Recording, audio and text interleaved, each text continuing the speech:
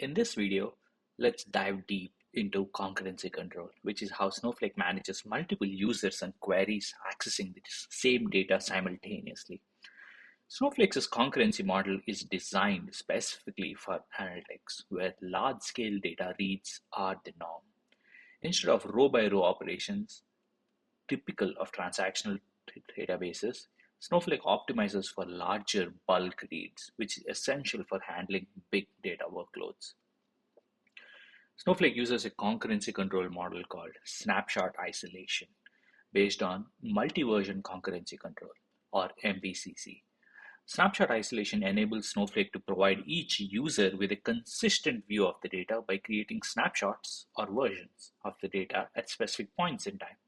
This means that a query running at one point in time doesn't interfere with a query that begins later. Even if data is being added, updated, or deleted, even in these cases, the query does not interfere. Each version of data is immutable and remains available to users, which allows for features like time travel and data cloning.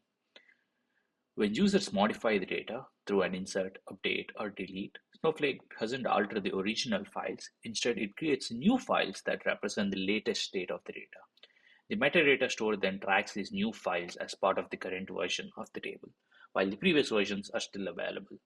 This approach minimizes conflicts and allows Snowflake to maintain high performance even when handling thousands of concurrent users and workloads. Here, we're looking at one of Snowflake's key optimizations, pruning. The concept behind pruning is simple but powerful. It's about avoiding unnecessary data processing by accessing only the data that's relevant to the query. Pruning is crucial in any large-scale data system because the fastest way to handle data is to avoid unnecessary reads. Snowflake achieves pruning by organizing data into micropartitions and storing the metadata for each partition. This metadata includes information like the minimum and maximum values for columns, the number of unique values, the null counts, and sometimes even the Bloom filters. When a query is executed, Snowflake's optimizer uses this metadata to identify only partitions that contain the relevant data for the query.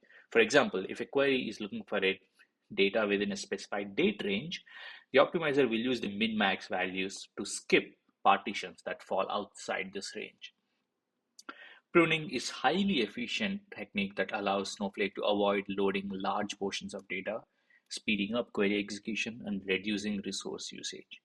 This method of filtering out irrelevant data enables Snowflake to handle massive datasets with high performance, as it minimizes both I/O and memory usage during queries.